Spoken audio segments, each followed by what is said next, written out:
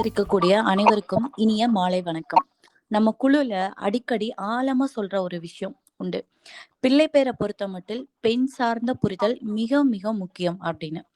அப்படி தன்னோட புரிதலை ஆழப்படுத்தி தன்னை எதிர்த்து நிற்கக்கூடியவங்க அரசு தரப்பு சேர்ந்த காவல்துறையாகவோ மருத்துவத்துறையாகவோ ஏன் தான் சொந்த தாயாகவே இருந்தாலும் தான் நிலைப்பாட்டுல மிக உறுதியாக இருந்து வீட்டில் தன்னோட முதல் பிள்ளை பெயரை அனுபவித்த அனுபவத்தை நம்மோட கலந்துக்க இருக்காங்க சகோதரி சத்யா கஜேந்திரன்.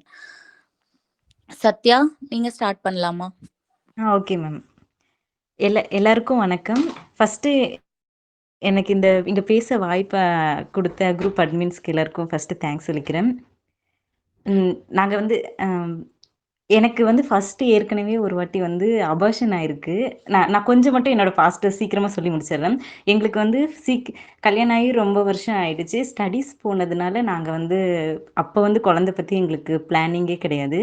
அப்புறம் என்னோட ஸ்டடீஸ் முடிஞ்சப்புறம் எனக்கு உடலை பற்றி புரிஞ்சுக்கிறதுக்கு ஒரு வாய்ப்பு அமைஞ்சுது. அதுக்கப்புறம் தான் எனக்கு வந்து ஃபஸ்ட்டு கன்சீவ் ஆனேன். அது எனக்கு 2 மந்த்ஸ்லேயே வந்து அபார்ஷன் ஆயிடுச்சு. இப்போ வரைக்கும் எங்கள் வீட்டில் இருக்கிற யாருக்குமே அது தெரியாது. இப்போ வரைக்கும் சொல்லலை. அப்போ என்ன நடந்ததுன்னா, ஒரு 15 நாள் கிட்டத்தட்ட ப்ளீடிங் போயிட்டே இருந்தது. நான் வந்து ரெஸ்ட்டில் மட்டும்தான் இருந்தேன். வேறு எங்கேயுமே வெளியே போகிறதோ யார்கிட்டேயும் வந்து இதை பற்றி எதுவுமே சொல்லலை. ப்ளீடிங் போயிட்டே இருந்தது. நான் படுத்து ரெஸ்ட் எடுத்துகிட்டே இருந்தேன். ஏன்னா தெரியும்ல, நமக்கு வந்து அந்த ஒரு புரிதல் இருந்தது, நம்ம உடல் வந்து எப்போவுமே தவறு செய்யாது அப்படின்னு சொல்லிட்டு. அதனால் அந்த ஒரு 15 நாள் 2 வாரம் கிட்ட ப்ளீடிங் போயிட்டே இருந்தது. அது வந்து அதுக்கப்புறம் தானே சரியாயிடுச்சு. அதுக்கப்புறம் ஒரு 3 இயர்ஸ் கேப் ஆயிடுச்சு. எனக்கு வந்து அப்போ அது வரைக்குமே எங்களுக்கு வந்து குழந்தையே நிற்கலை. இப்போ லாஸ்ட் டிசம்பரில் தான் வந்து பாப்பா வயிற்றுல வந்து நின்னான். அதுக்கப்புறம் எனக்கு அப்போ என்ன ஆச்சுன்னா, சளி பிடிச்சது, காய்ச்சல் வந்தது. நான் என்ன நினச்சேன், ஒரே வாமிட்டாக வந்துட்டு இருந்துச்சு. நாங்கள் என்ன நினச்சோன்னா, சரி காய்ச்சலுக்கு தான் வாமிட் வருது அப்படின்னு சொல்லிட்டு ஒரு 1 வீக் வந்து சும்மாவே நாங்கள் வந்து இப்போ இந்த உடல் பற்றி புரிதல் இருந்ததுனால மருந்தெல்லாம் அப்போ இருந்தே விட்டாச்சு, நானும் என் கணவருமே. நாங்கள் ஒரு வாரமாக வாமிட் வந்துட்டே இருந்தது தொடர்ச்சியாக. எதுவுமே உள்ளே போனால், இப்போ சாப்பாடு சாப்பிட்டாலும் வெளியே வந்துருச்சு, தண்ணீர் குடித்தாலும் வெளியே வந்துருச்சு. சரி, இந்த சளி காய்ச்சல் இருக்கிறதுனால தான் இப்படி வருது அப்படின்னு சொல்லிட்டு இருந்தோம். அதுக்கப்புறம் பார்த்தா பீரியட்ஸும் வந்து தள்ளி போச்சா. அப்போ தான் வந்து எங்களுக்கு டவுட் வந்துச்சு, சரி நம்ம வேணால் டெஸ்ட் பண்ணி பார்ப்போம் அப்படின்னு சொல்லிட்டு சும்மா எங்கள் பக்கத்தில் மெடிக்கலில் போய் அவர் வந்து கிட்டு வாங்கிட்டு வந்தார். அப்போ டெஸ்ட் பண்ணி பார்த்தப்போ பாசிட்டிவ்னு சொல்லி வந்துருச்சு. எங்களுக்கு ரொம்ப சந்தோஷமாக இருந்துச்சு. அந்த கிட்டில் அந்த பாசிட்டிவ் அந்த 2 கோடு சைனை பார்த்தோன்னே ரொம்ப ஹாப்பியாக இருந்தது. அது நாங்கள் என்ன தப்பு பண்ணிட்டோம்னா, இதை வந்து எங்கள் வீட்டில் சொன்னது தான் ஃபஸ்ட்டு பெரிய தப்புன்னு நான் அப்புறம் தான் ஃபீல் பண்ணேன். எங்கள் அம்மாவுக்கு எல்லாருமே வந்து ஃபஸ்ட்டு அவங்க வீட்டில் தான் சொல்லுவாங்க. ஆனால் எனக்கு என்ன ஆச்சுன்னா, ஏன்டா சொன்னோம் அந்த மாதிரி சூழ்நிலை ஆயிடுச்சு. எங்க வீட்ல எப்ப நான் சொன்னனோ அப்ப இருந்து எங்க வீட்ல ஒரே பிரச்சனை தான். சொன்ன உடனே எங்க அம்மா வந்து அன்னைக்கு ஒரு நாள் சந்தோஷமா இருந்தது. அடுத்த நாளே வந்து வா ஹாஸ்பிட்டலுக்கு போய் டெஸ்ட் பண்ணணும், செக்அப் பண்ணணும், டாக்டரை பார்க்கணும். நாங்க வந்து சொல்றோம், ஒரு 2, 3 மாசம் வந்து சும்மா தள்ளி போட்டுரு, ஏதாவது சொல்லி சமாளிச்சுக்கலாம், உடனே போ வேண்டாம் அப்படின்னு சொல்லி நாங்க நிறைய வந்து நாங்க அங்க பார்க்குறோம், இங்க பார்க்குறோம் அப்படின்னு சொல்லி தான் சொல்லிட்டு இருந்தோம். ஆனா வந்து அவங்க எதுக்குமே வந்து எங்க இதுக்கு ஒத்தே வரல. நீ வந்து ஹாஸ்பிட்டலுக்கு வந்து தான் ஆகணும் அப்படின்னு சொல்லிட்டு இருந்தாங்க.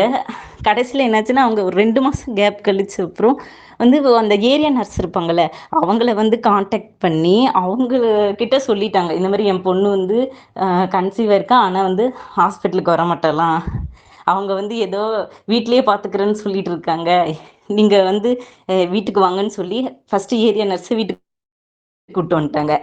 அவங்க வந்து வீட்டுக்கு வந்த உடனே நான் வந்து லெட்டரு அதுக்கு முன்னாடியே நான் எழுதி வச்சிட்டேன். சரி, இந்த மாதிரி நம்ம குரூப்ல நிறைய பேர் சொல்லியிருக்காங்கல்ல, அதனால கன்சீவ் ஆனதுக்கு அப்புறமே வந்து நான் லெட்டர் எழுதி வச்சிட்டேன்.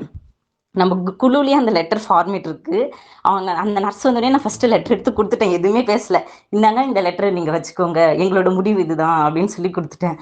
அதுக்கப்புறம் என்னாச்சுன்னா, அந்த மெடிக்கல் ஆஃபீஸர், அதுக்கப்புறம் வேற யாரோ ஹையர் அஃபிஷியல்ஸ், இவங்கெல்லாம் சேர்ந்து வீட்டுக்கு வந்தாங்க.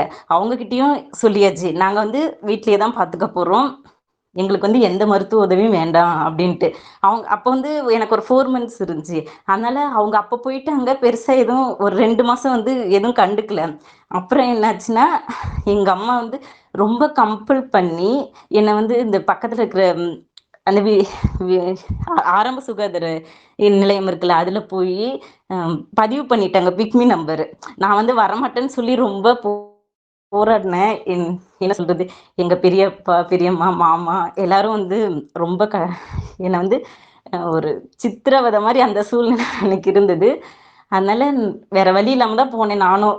சரி, வேற வழி இல்ல, போய் பிக்மி நம்பர் தானே பண்ணிக்கலாம்னு சொல்லிட்டு, பிக்மி நம்பர் மட்டும் பதிவு பண்ணியாச்சு. அதுக்கப்புறம் என்னாச்சுன்னா, அடிக்கடி வீட்டுக்கு வர ஆரம்பிச்சுட்டாங்க. என்ன நான் வேலை செஞ்ச இடத்துல அங்க வர ஆரம்பிச்சுட்டாங்க. வந்து இவங்க வந்து எப்படி நம்மளெல்லாம் எந்தெந்த வழியிலலாம் பிளாக் பண்ணலாம்னு சொல்லிட்டு, நான் வீட்டுக்கு வருவாங்க தெரியும். ஆனா எனக்கு வேலை செஞ்ச இடத்துல வந்தது வந்து கொஞ்சம் ஷாக்கிங்கா தான் இருந்தது. அங்க வந்து என்னோட ஹையர் ஆஃபீசர் கிட்ட சொல்லி, அந்த மாரிலாம் கொஞ்சம் பண்ணாங்க பிரச்சனை மாரி. நான் வந்து திரும்பவும் இன்னொரு லெட்டர் எழுதி குடுத்துட்டேன். அந்த பிக்மி நம்பர் வாங்குனதுக்கு அப்புறம் தான் வந்து வீட்டுக்கு அடிக்கடி வர ஆரம்பிச்சுட்டாங்க. ஒரு 1 வாரத்துக்கு 2 வாட்டி வர ஆரம்பிச்சுட்டாங்க. அம் டாக்டர் வருவாங்க, அந்த நர்ஸ் எல்லாம் அந்த சொந்தக்காரங்க கூட என்ன பார்க்க அவ்வளோ வாட்டி வரல. ஆனா அந்த ஏரியா நர்ஸ் அவ்வளோ வாட்டி வீட்டுக்கு வந்துட்டே இருந்தாங்க. அ திரும்ப திரும்ப நாங்க இதையே தான் சொல்லிட்டு இருந்தோம். இந்த இந்த மாரி நடந்துட்டு தான் இருக்கு. உங்களுக்கும் தெரியும். எல்லா டிஸ்ட்ரிக்ட்லயும் வீட்ல பெத்துட்டு தான் இருக்காங்க.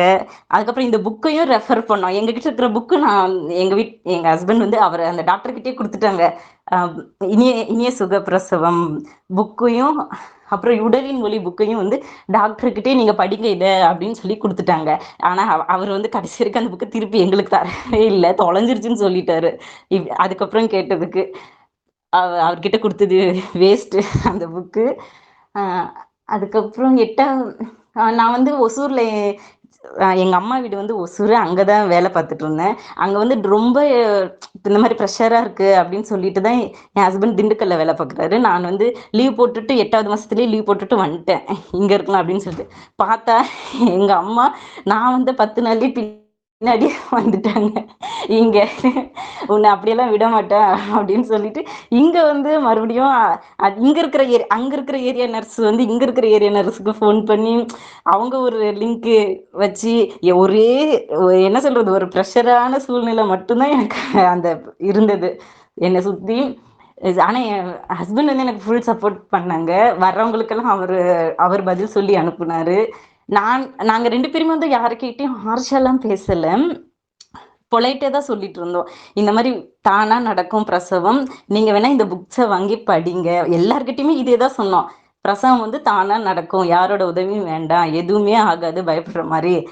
அப் அந்த இந்த இது மட்டும் தான் வந்த எல்லார்கிட்டயும் சொல்லிட்டு இருந்தோம். ஆனா அவங்க யாரும் இத ஒத்துக்கவே இல்ல. நீங்க எந்த காலத்துல இருக்கீங்க? அதெல்லாம் அப்ப நடந்தது. அப்ப நடந்தா கூட மருத்துவ வச்சுலாம் இருந்தாங்க. நீங்க யாராவது அப்படி வச்சிருக்கீங்களா? அந்த மாரி தான் கேட்டாங்க. அது ஒரு இங்க வந்து டாக்டர் வந்து என்ன சொன்னாருன்னா, உங்களுக்கு இங்கேயே வந்து எங்க வீட்ல இருந்து ஒரு 5 கிலோமீட்டர் தான் இருக்கும் இங்க ஆரம்ப சுகாதார நிலையம். அவங்க என்ன நீங்க இங்க பெத்துக்கிறத அங்க வந்து பெத்துக்கோங்க. உங்களுக்கு வந்து தனியா ஒரு ரூம் தர்றோம். நீங்களும் உங்க ஹஸ்பண்ட் மட்டும் இருங்க. நாங்க வெளிய இருந்துக்கிறோம். நீங்க கதவ சாத்திட்டு உள்ள இருந்துக்கோங்க. நாங்க வெளிய இருந்துக்கிறோம். ஏதாவது எமர்ஜென்சினா மட்டும் வர்றோம். நீங்களே பெத்துக்கோங்க. அந்த மாரியெல்லாம் எங்களுக்கு ஆஃபர் பண்ண ஆரம்பிச்சுட்டாங்க. நாங்க வந்து இல்லைங்க. நாங்க வந்து இங்கேயே பெத்துக்கிறோம். நீங்க வேணா எங்க வீட்டுக்கு வெளிய வந்து இருங்க. அந்த மாதிரி தான் அவரும் பேசி அனுப்பிச்சாரு. அ அது இதுல வந்து டேட் வந்து வேற அந்த பிக்மி நம்பர் வாங்க போனப்போ வந்து டேட் போட்டு குடுத்துட்டாங்க. ஆகஸ்ட் 20 அப்படின்னு சொல்லிட்டு. கரெக்ட்டா ஆகஸ்ட் 20 அன்னைக்கு வந்து எல்லா டிபார்ட்மெண்ட்ல இருந்தும் ஆளுங்க வந்துட்டாங்க. ஹெல்த் டிபார்ட்மெண்ட், அந்த சமூக ஆர்வலர் டிபார்ட்மெண்ட், தாசில்தாரு எல்லாரும் வீட்டுக்கிட்ட வந்துட்டாங்க. ஆனா அந்த ஆகஸ்ட் 20 அன்னைக்கு நான் வந்து நார்மலா தான் இருந்தேன். எனக்கு வந்து எந்த ஒரு சிம்டமுமே தெரியல. அ அன்னைக்கு வந்து அவங்க சொன்னாங்க, டேட் வந்து வந்துருச்சும்மா. நீ வந்துரு ஹாஸ்பிட்டலுக்கு. வலி வந்தா சொல்லு." அப்படின்ட்டு நாங்க இருந்துட்டு, அந்த குறிச்ச டேட்லலாம் வரணும்னு அவசியம் கிடையாது. அது எப்போ வருமோ அப்போ வரும். இந்த ஒரே கான்செப்ட் மட்டும் தான் திரும்ப திரும்ப நாங்க சொல்லிட்டு இருந்தோம். அடுத்து நாங்களே எதிர்பார்க்கல. அடுத்து அடுத்த நாள் 21 ஆகஸ்ட் 21 காலையில எந்திரிச்சு நார்மலா 5 மணிக்கு எந்திரிச்சு ரெஸ்ட் ரூம் போயிட்டு வந்து உக்காந்து ரூம்ல வந்து உக்காந்துட்டேன். அன்னைக்கு 6 மணிக்கெல்லாம் வந்து என் கால் எனக்கு வந்து அந்த கால் வழியா பெட்ரூம்ல தான் இருந்தேன்.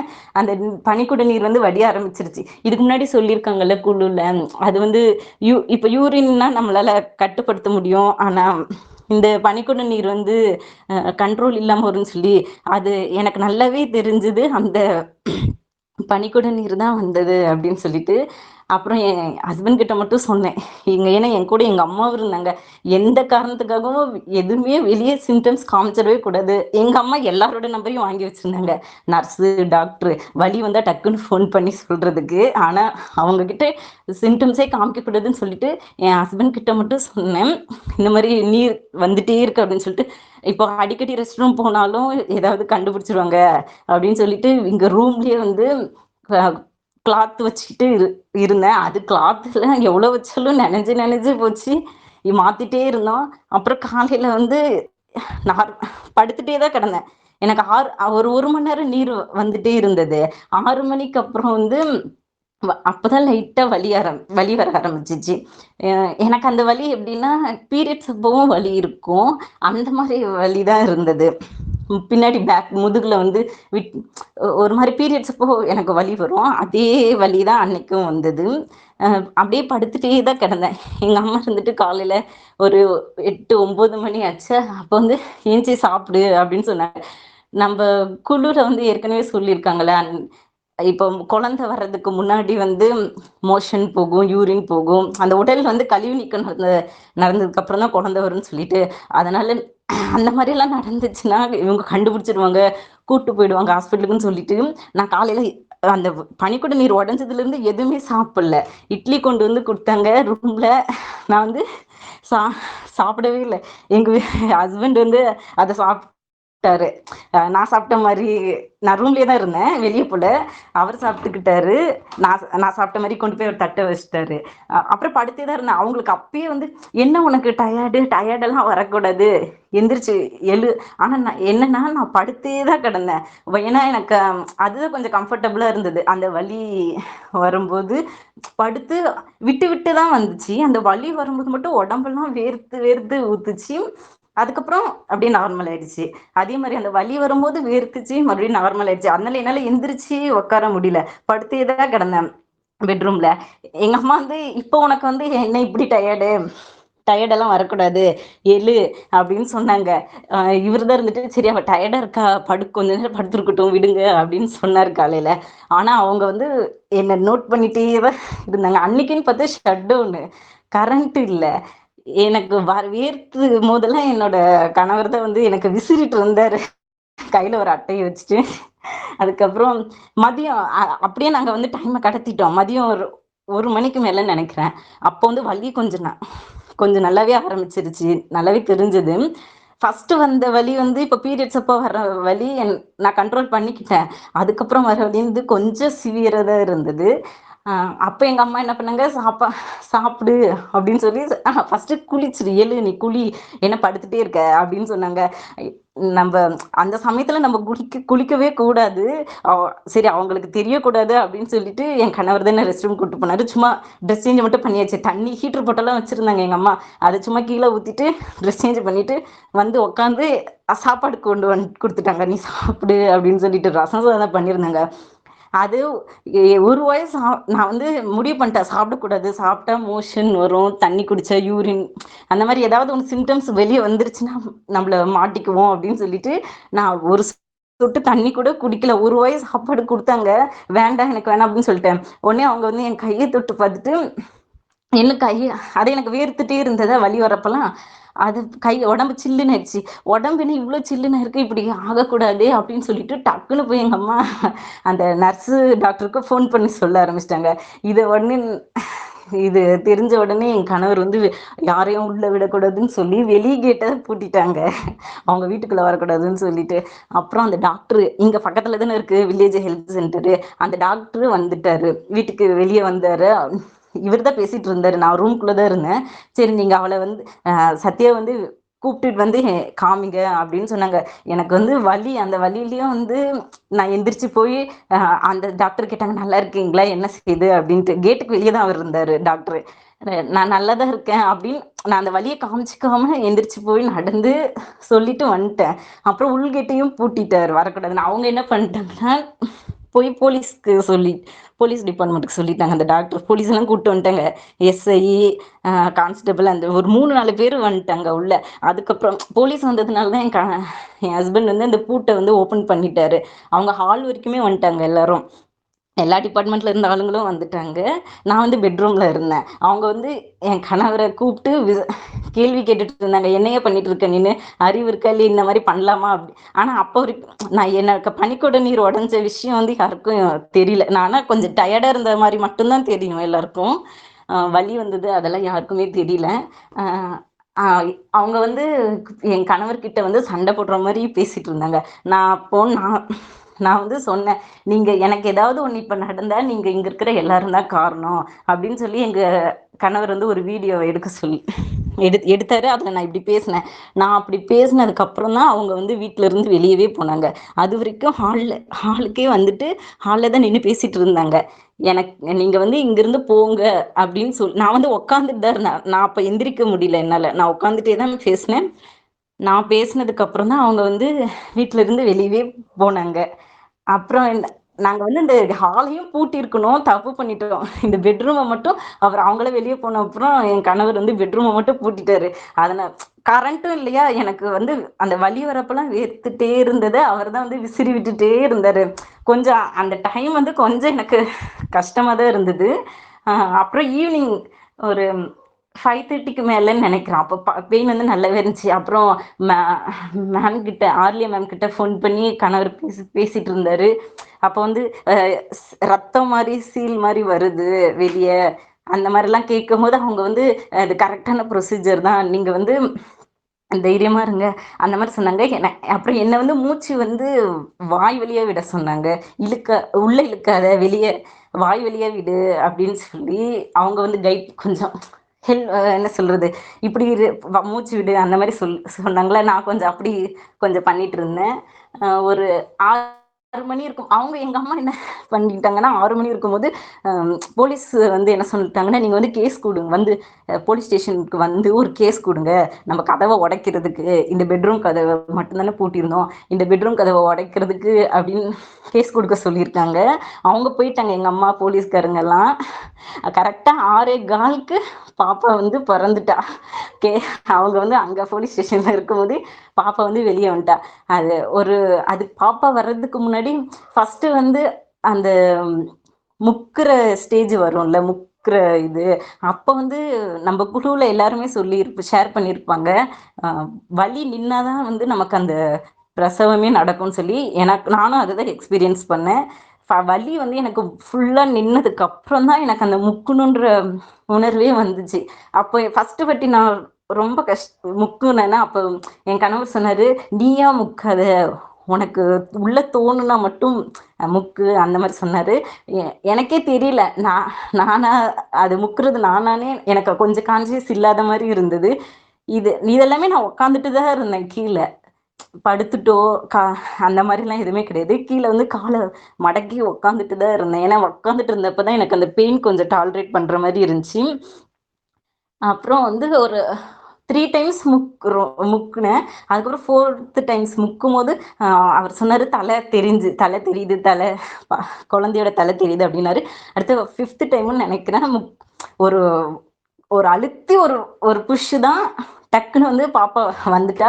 வரும்போது அழுதுட்டு நல்ல சத்தம் போட்டு, அப்ப வந்து ஆர்லியா மேமும் லைன்ல தான் இருந்தாங்க. பாப்பா வெளியே வரும்போது நல்லா கத்திட்டே வந்தேன், அழுதுட்டே வந்தேன். அதுக்கப்புறம் ஒரு பிளசண்டா அப்போ வரல. அப்போ மேம் கிட்ட கேட்டதுக்கு வந்து கொஞ்சம் குத்து வச்சு உட்கார சொன்னாங்க. அந்த மோஷன் போற, நம்ம லிட்டின் போவோம்ல, அந்த பொசிஷன்ல உட்கார சொன்னாங்க. அப்படி உட்காந்த உடனே டக்குன்னு 5 மினிட்ஸ்க்குள்ளேயே என்னோட பிளசண்டாவும் வெளியே வந்துருச்சு. ஆனா நான் பாப்பா வெளியே வரும்போது உட்காந்துதான் இருந்தேன். இந்த செவுத்துல சாஞ்சுக்கிட்டு ஒரு காலை மட்டும் நீட்டிட்டு ஒரு காலை மடக்கிட்டு அந்த பொசிஷனில் தான் உட்காந்துருந்தேன். ஏன்னா எனக்கு அதுதான் கொஞ்சம் கம்ஃபர்டபுளாக இருந்தது. அப்புறம் ப்ளசண்டாக்கு மட்டும் இந்த மோஷன் போகிற இதில் உட்காந்த உடனே அதுவுமே வெளியே வந்துருச்சு. அந்த பாப்பா வந்தது அது வரைக்கும் வெளியே எல்லா டிபார்ட்மெண்ட் ஆளுங்களும் வெயிட் பண்ணிட்டு இருந்தாங்க. ஆனால் பாப்பா வந்த சவுண்டு கேட்ட உடனே ஒருத்தருமே இல்லை. 2 நர்ஸ் மட்டும்தான் கொஞ்ச நேரம் கழிச்சு இந்த கதவு திறந்தப்புறம் உள்ள வந்து பார்த்துட்டு நல்லா இருக்கியா அப்படின்னு கேட்டுட்டு போனாங்க. யாருமே வரல. அது வரைக்கும் உள்ள வந்து சண்டை போட்டவங்க பேசினவங்க பாப்பா பிறந்ததுக்கு அப்புறம் ஒருத்தரையும் காணோம். அப்புறம் கதவு திறந்தாச்சு. அவங்களும் எங்கள் அம்மா வந்து போலீஸ் ஸ்டேஷன்லேருந்து வந்துட்டாங்க, வீட்டுக்கு வந்துட்டாங்க. அப்புறம் நைட்டு வந்து பாப்பா பிறந்தப்புறம் அவளை வந்து க்ளீன் பண்ணிவிட்டு நான் இந்த இடம்லாம் கொஞ்சம் அவர் க்ளீன் பண்ணி விட்டார். அப்புறம் நானும் போய் சுடுதண்ணியில் வந்து கொஞ்சம் உடம்பு மட்டும் கழுவிட்டு வந்தேன். அப்போ வந்து கொஞ்சம் நாங்கள் ப்ளசண்டாவை கட் பண்ணல, ஒரு ப்ளசண்டாவோடையே தான் கொஞ்சம் இருந்தால். ஒரு நைட்டு எங்களுக்கு வந்து அவளை தூக்கி விடுறதுக்கு கொஞ்சம் சிரமமாக இருந்துச்சு. நான் தூக்கி வைக்கிறதுக்கோ இல்லை அவர் வைக்கிறதுக்குமே அதை கூட சேர்ந்து ப்ளசண்டாவே ஒருத்தர் தூக்கிட்டு வர பக்கத்துலேயே வைக்கிற மாதிரி இருந்துச்சு. சரி, அதனால ஒரு 10:30 இருக்கும் நைட்டு. அப்போ வந்து நான் அவரே வீட்டில் வந்து கட் பண்ணி அந்த முடி போட்டாங்க. அது தனியாக வச்சாச்சு. அப்புறம் நைட்டு வந்து நாங்கள் அதுக்கப்புறம் ஒரு 2 மணி நேரம் கழிச்சு அவள் அழுதா, தூக்கி வச்சோம், மடியில் தூக்கி வச்சோம். அப்போ வந்து அவளுக்கும் மோஷன் வந்துருச்சு. வாயில இருந்து இதுக்கு முன்னாடி மேம் சொன்னாங்க, அவ பிறந்த உடனே ஒரு வாட்டி மேம் பேசினாங்க, ஆர்லியா மேம், வாயில இருந்து இது வரும், ஒரு மெரூன் கலர்ல இது மாதிரி வந்துச்சு பாப்பாக்கு. அது அவங்க சொல்லியிருந்தாங்க. அதே மாதிரியே அவளுக்கும் மோஷன் போனா வாயில இருந்து அந்த மெரூன் கலர்ல லிக்விட் மாதிரி வந்துச்சு. அது என்னன்னு எனக்கு தெரியல, அதுவும் வந்துச்சு. அதுக்கப்புறம் வந்து அவளும் தூங்கிட்டா. அப்புறம் நாங்களும் தூங்கிட்டோம். அடுத்த நாள் காலையில மறுபடியும் வந்து நர்ஸுங்கெல்லாம் வந்துட்டாங்க. 2 நர்ஸுங்க வந்தாங்க ஃபர்ஸ்ட்டு. மறுபடியும் அதுக்கப்புறம் இன்னொரு 2 நர்ஸுங்க வந்தாங்க. வந்து நாங்கள் பாப்பா குழந்தையோட பிபி மட்டும் செக் பண்ணிக்கிறோம், பிபியும் எனக்கு பிபி செக் பண்ணணும், பாப்பாவுக்கு எதுவே செக் பண்ணணும்னு சொன்னாங்க. நாங்கள் இருந்துட்டு இல்லைங்க, முடியவே முடியாது, அதெல்லாம் எதுவுமே வேண்டாம், எந்த செக் பண்ணுறதுமே வேண்டாம், நீங்கள் போயிட்டு வாங்க அப்படின்னு. அதுவும் அவங்க வந்து எப்போனா 7 மணிக்கு காலையில், அவங்களோட டியூட்டி டைமுக்கு முன்னாடியே அவங்க எங்கள் வீட்டுக்கு வந்துட்டாங்க. இது ஒரு வாட்டி செக் பண்ணிக்கிறோம் அப்படின்னு. அந்த டாக்டர் கூட வந்து ஃபோனில் பேசினாரு. நீங்கள் நினச்ச மாதிரி நீங்களே வீட்டில் பெற்றுக்கிட்டீங்க, இது ஒன்றாச்சும் வந்து கொஞ்சம் அனுமதி, கொஞ்சம் ஹெல்ப் பண்ணுங்கள், இது ஒன்றாச்சும் நாங்கள் செக் பண்ணி எடுத்துக்கிறோம் அப்படின்னு சொன்னாங்க. இல்லைங்க, எதுவுமே நாங்கள் செக் பண்ணுறதே இல்லை அப்படின்னு சொல்லிட்டு அவங்களும் வந்து எதுவுமே எல்லாம் செக் பண்ணல பாப்பாவுக்கு. அவங்களும் கிளம்பிட்டாங்க. நம்ம ஸ்ட்ராங்காக சொல்லிட்டோம்னா அவங்க வந்து எதுவும் பண்ணுறதில்ல. அவங்களும் காலையில் கிளம்பிட்டாங்க. அவ்வளோதான். இதுதான் வந்து எக்ஸ்பீரியன்ஸு. அவ்வளோதாங்க. ரொம்ப ஒரு ரொம்ப அழகான ஒரு அனுபவ பகிர்வுங்க சத்யா. ரொம்ப அழகா சொன்னீங்க. சொன்ன விதமும் ரொம்ப அருமையா இருந்துச்சு. வாழ்த்துக்கள் சத்யா. இத்தனை தேங்க்யூங்க. எதிர்ப்புகள் வந்தாலும் அதை வந்து உங்களோட நிலைப்பாட்டுல நீங்க வந்து சரியா நின்னு, உறுதியா நின்னு உங்க பிள்ளை பேரை அடைஞ்சிருக்கீங்க. ரொம்ப ரொம்ப இது வந்து மித்த பெண்களுக்கு இது ஒரு முன் உதாரணமா கண்டிப்பா இருக்கும். ஏன்னா தொடர்ந்து நம்ம குழுல வந்து கேள்விகள் வந்து எழும்பிட்டே இருக்கு. லைக் என்னன்னா, இது மாதிரி சுகாதாரத்துறையில இருந்து வராங்க, அங்க போலீஸ் டிபார்ட்மெண்ட்ல இருந்து வராங்க, என்ன பண்றதுன்னு தெரியல. அந்த அழுத்தத்தினால நாங்க வந்து ஹாஸ்பிட்டல் போனோம், அப்புறம் சிசேரியன் பண்ணிட்டாங்க, வெஜைனல் கட் பண்ணி நார்மல் டெலிவரி பண்ணாங்கன்ற மாதிரி சொல்றாங்க. ஸோ எல்லாத்துக்கும் ஒரு ஆணித்தரமான பதிவு சத்யா, உங்களுடைய பதிவு இன்னைக்கு. வாழ்த்துக்கள் சத்யா. மேம், அந்த பர்த் சர்டிஃபிகேட் வாங்கின இது மட்டும் என் ஹஸ்பண்ட் ஷேர் பண்ணுவார், அது ஓகேங்க பண்ணலாங்களா? ஓகேங்க. கொடுங்க கொடுங்க. ஓகே. மேடம் மேடம், எல்லாருக்கும் வணக்கம். நான் கஜேந்திரன், சத்யாவோட ஹஸ்பண்டு. இங்கே திண்டுக்கல்லில் கோபால்பட்டியில் இருக்கிறோம். எனக்கு நானும் சில விஷயங்களை மட்டும் கொஞ்சம் ஷேர் பண்ணிக்கிறேன். எனக்கு வந்து வீட்டில் தான் சுகப்பிரசவம் நடக்கும், சுகப்பிரசவங்கிறது இருக்குங்கிறது வந்து ஒரு 4 வருஷத்துக்கு முன்னாடி வரைக்கும் தெரியாது. ஆனால் வந்து பஸ்லூர் சார் பேச்சை கேட்ட பிறகு தான் ஓகே, இப்படி ஒரு விஷயம் இருக்குதாங்கிறது எனக்கு தெரிய ஆரம்பிச்சிது. ஆனால் எனக்கு இதில் எப்படி ஒரு நம்பிக்கை வந்துச்சுன்னா, நான் வந்து பிபிடி படிச்சிருக்கேன். நாங்கள் வந்து ஹாஸ்பிட்டல் போகும்போது என்ன சொல்லுவாங்கன்னா, என் கூட போட்ட அந்த ட்ரைனிங் டாக்டர்ஸ்லாம் வரும்போது பிளேடை வச்சு கட் பண்ணுவாங்க, அதுக்கப்புறம் தான் எடுப்பாங்க அப்படிங்கிற மாதிரி அவங்க சொல்லுவாங்க. அப்போ நான் என்ன நினச்சிட்டேன்னா, ஓ பிரசவம்னா இப்படி தான் நடக்கணும் போல இருக்குங்கிறது தான் ஒரு அனுபவத்தில் என்னோட அனுபவத்துலேயும் இருந்துச்சு. ஆனால் இந்த பஸ்லூர் சாரோட இதை கேட்ட பிறகு ஓ இந்த மாதிரி பண்ணுறது வந்து தப்புங்கிறது எனக்கு அதுக்கப்புறம் தான் புரிஞ்சுது. ஒரு 4 வருஷத்துக்கு முன்னாடி எனக்கு குழந்தை பிறந்திருந்தா நானும் அதுதான் வழி அப்படிங்கிற மாதிரி போயிருப்பேன். ஆனால் இந்த இது நடந்ததுனால எனக்கு ஒரு ஓகே இது இப்படி பண்ணக்கூடாது போல் இருக்கு, இதுதான் சரியான வழி அப்படிங்கிறது எனக்கு அதுக்கப்புறம் தான் தெரிஞ்சுது.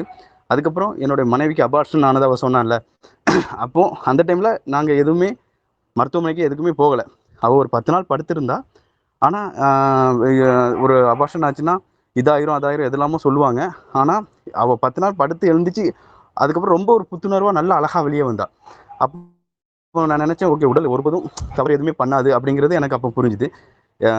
நார்மலாக பார்க்க போனால் அவள் குழந்தை உண்டானா ஒரு 3 மாதம் கொஞ்சம் அந்த சாப்பிட்றது எல்லாமே வெளியே வந்துட்டு இருந்துச்சு, வாமிட்டிங் வந்துட்டு இருந்துச்சு, எதுவுமே சாப்பிடவே முடியல, அந்த மாதிரி தான் இருந்துச்சு. அதுக்கப்புறம் ஒரு 3 மாதம் நல்லா சாப்பிட்டா மறுபடியும் சின்ன சின்ன சின்ன சிக்கல்கள் இருந்துச்சு, அழகாக அவளோட குழந்தை பேர் நிறைவேறிடுச்சு அந்த இது பார்க்க போனால். ஆனால் இந்த வெளி உலக அழுத்தங்கள் தான் ரொம்ப கடினமாக இருந்துச்சு. அவங்களோட அம்மா கிட்டே இருந்து, அவங்களோட அந்த மருத்துவத்துறையிலேருந்து அந்த விஷயங்கள் தான் ரொம்ப கஷ்டமாக இருந்துச்சு. அதை தான் என் மனைவி ஷேர் பண்ணியிருப்பாங்க. அன்னைக்கு நடக்கும்போது என்னாச்சுன்னா, என்னைய வந்து அதாவது வந்து எப்படியாவது என்னையும் என்னைய என் மனைவிட்டேருந்து வெளியே கூட்டு வந்து என் மனைவியை எப்படியாவது ஆஸ்பத்திரிக்கு கூட்டு போயிடணுங்கிற எண்ணத்தில் தான் அவங்க எல்லாருமே செயல்பட்டாங்க. நான் வேற ஆப்ஷன் இல்லாமல் தான் அந்த கதவை அடைக்கிற மாதிரி ஆயிடுச்சு. அப்படி இல்லைன்னா அவங்க கட்டாயமாக வந்து என் மனைவியை வந்து ஆஸ்பத்திரிக்கு கொண்டு போயிருப்பாங்க. ஒரு ஒரு 20 பேர் என்னை சூழ்ந்துட்டாங்க. ஒரு டிஎஸ்பி அந்த ரேஞ்சில் உள்ளவர் அவர் கேட்குறாரு, அவர் ஒருத்தர் கேட்குறாரு, உன்னோட மனைவியோட வெஜினல் சைஸ் என்ன, அது எவ்வளோ டைம் கண்ட்ராக்ட் ஆகுமா, அதெல்லாம் தெரியுமா, என்னது அப்படி. சார் என்ன சார் இந்த டைமில் இப்படிலாம் கேட்டுட்ருக்கீங்க, என் ஒய்ஃப் அங்கே இதில் இருக்கிறா, நீங்கள் இப்போ என்னை அலோவ் பண்ணலன்னா என்ன ஆகும் அப்படிங்கிறது மாதிரி நான் சொன்னேன். அவங்க வந்து என்னையை வந்து அவங்ககிட்ட பிரிச்சுட்டு அவளை கூட்டு போகிறதுக்கு தான் உறுதியாக இருக்காங்களே தவிர நம்மளோட இதுபடி அலோவ் பண்ண விட மாட்டேங்கிறாங்க. அதுக்குனால தான் வேறு ஆப்ஷன் இல்லாமல் நான் வந்து கதவை சாத்திட்டேன். அந்த குழந்தை வந்த டைமும் பார்த்தீங்கன்னா ரொம்ப அந்த அந்த அந்த வழி அந்த பீரியட்லாம் கடந்து வரும்போது பார்த்தீங்கன்னா ரொம்ப அது வந்து நம்ம குழுவிலேயே பேசும்போது ஒரு சார் சொல்லியிருப்பாங்க, அது வந்து ஒரு ஒரு வில்லு தோன்ற மாதிரி எனக்கு தோன்றுச்சு. அந்த மண்டை வந்து ஒரு ஒரு ஷார்ப்பாக தான் வெளியே வந்துச்சு. அதுக்கப்புறம் தான் அது வந்து சரியாச்சு. அது வந்து பார்த்தீங்கன்னா அது வெளியே அந்த மண்டையை பார்த்த மாதிரி இருந்துச்சு. நான் மேடத்திட்ட பேசினேன், அடுத்து ஒரு செகண்டில் குழந்தை வந்து என் கைக்கு வந்துருச்சு. அந்த குழந்தை வரும்போது பார்த்தீங்கன்னா ரொம்ப அழுதுட்டு ரொம்ப சவுண்டாக அழுதுட்டு வந்தா. நானும் அந்த சூழ்நிலையை பார்த்தீங்கன்னா என்னடா இது வெளியெல்லாம் பார்த்தீங்கன்னா ஆம்புலன்ஸ் வண்டியை உடச்சிட்டு உள்ள வந்துட்டாங்களா அந்த மாதிரி இருந்துச்சு. எனக்கு அவ்வளோ சவுண்டாக இருந்துச்சு அவள் சவுண்டு. ஆம்புலன்ஸ் எதுவும் வீட்டை உடச்சிட்டு ஆம்புலன்ஸ் எதுவும் உள்ளே கொண்டு வந்துட்டாங்களா அந்த மாதிரி இருந்துச்சு. நானும் என் மனைவியும் இருக்கிறோம். அது தவிர ஒரு 3வது ஒரு சவுண்டு கேட்டுச்சு, அது என் குழந்தையோட சவுண்டு. எனக்கு அப்போ அதை கூட உணர முடியல. அது அவள் திருப்பி தான் இவ அழுறது தான் இந்த மாதிரி சவுண்டு கேட்குது அப்படிங்கிற மாதிரி எனக்கு தெரிஞ்சுது.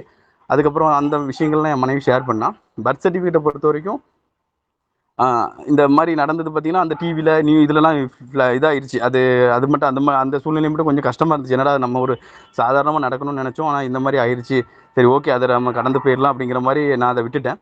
அடுத்த நாள் வந்து இன்னொரு பத்திரிக்கை நண்பர்னு சொல்லி ஒருத்தர் வந்தார். சார் நீங்கள் உங்கள் சைடில் உள்ள இதை சொல்லுங்கள் அப்படிங்கிற மாதிரி அவர் என்கிட்ட கேட்டார். சார் எனக்கு எதுவுமே இதை பற்றியுமே இது இல்லை. நாங்கள் நினச்ச மாதிரி வீட்டில் குழந்தை அழகாக பிறந்துருச்சு. அதனால வந்து அவங்க எதுனாலும் போட்டுக்கூடும், அதை பற்றி எனக்கு அக்கறை இல்லை, அதனால ஒன்றும் பிரச்சனை இல்லை சார். அதை எதுனாலும் சொல்லிட்டு போட்டு 2 நாள் பேசுவாங்க, அதை பற்றி மறந்துடுவாங்கன்னு நான் விட்டுட்டேன். அதுக்கப்புறம் குழந்தை பிறந்து ஒரு 4 நாள் கழித்து நான் வந்து அந்த ஃபார்ம் வந்து விஓஓ ஆஃபீஸ்க்கு ஃபார்வர்ட் பண்ணேன். ரிஜிஸ்டர் போஸ்ட்டில் ஃபார்வர்ட் பண்ணேன். அது வந்து 2 நாள் கழித்து அவருக்கு கிடச்சிருக்குன்னு நினைக்கிறேன். அவர் என்னை கூப்பிட்டு சார் இந்த ஃபார்மில் கொடுக்கக்கூடாது, நீங்கள் வந்து ரோஸ் கலர் ஃபார்மில் கொடுக்கணும், மேலும் நிறைய ப்ரூஃப்லாம் தரணும் அப்படின்னாரு. சரி சார் நீங்கள் என்ன கேட்குறீங்களோ நான் கொடுக்குறேன், எனக்கு ஒன்றும் பிரச்சனை இல்லை, எனக்கு இந்த பர்த் சர்டிஃபிகேட் மட்டும் அரேஞ்ச் பண்ணி கொடுங்க அப்படிங்கிற மாதிரி நான் சொன்னேன். சரி ஓகேன்னு சொல்லிட்டு அவர் வந்து அந்த ரோஸ் கலர் ஃபார்ம் மாதிரி ஒன்று வாங்கி அதில் என்னோட இதெல்லாம் வாங்கிட்டு அவர் நிறையா இதெல்லாம் கேட்டார்.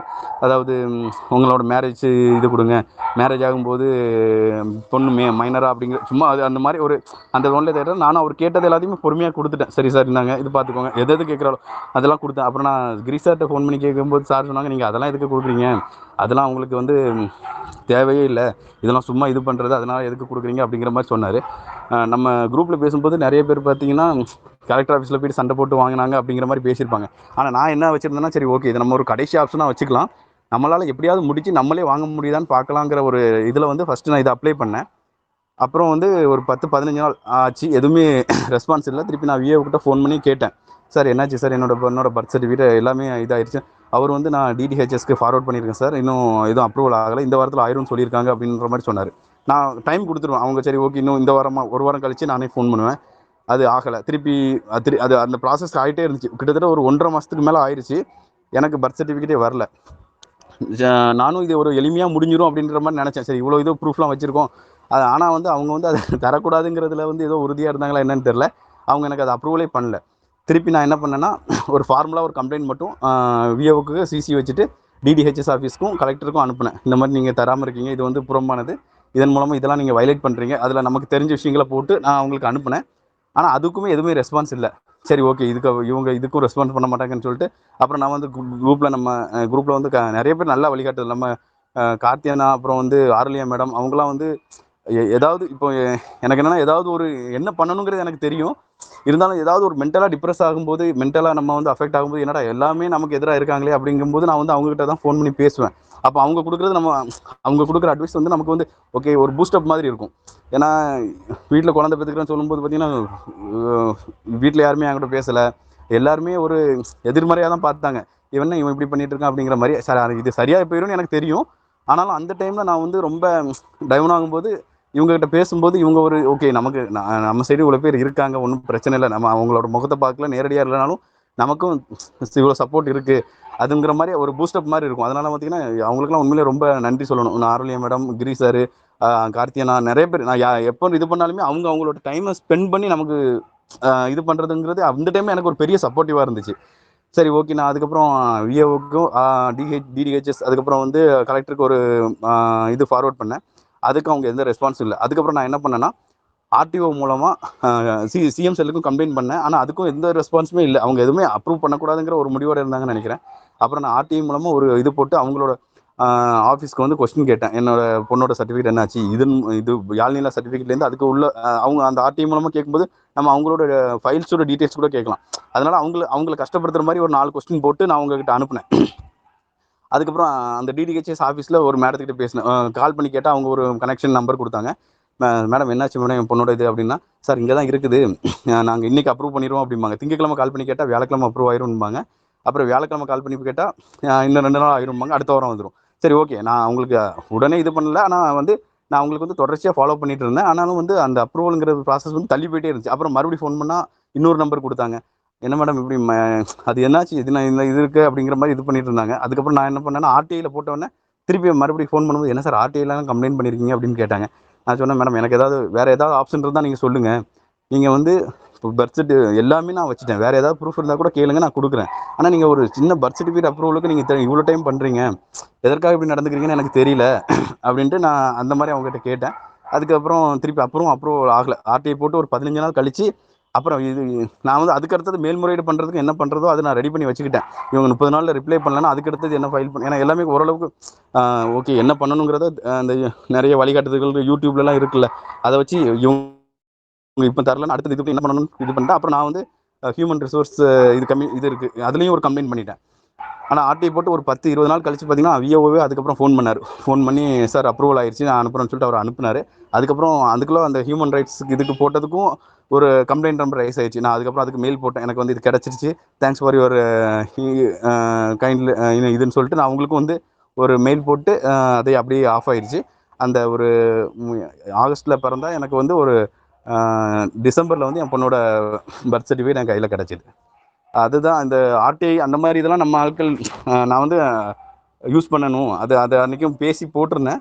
ஏன்னா அது ஒரு இதாக இருக்கும், நம்ம போய் அவங்கக்கிட்ட அலைகிறதை விட நம்ம கொஞ்சம் ஹோல்டு பண்ணி போட்டோன்னா நம்ம அந்த வாங்குகிற விஷயங்கள் கொஞ்சம் ஈஸியாக இருக்கும். தேங்க்ஸ் மேடம், அவ்வளோதான்.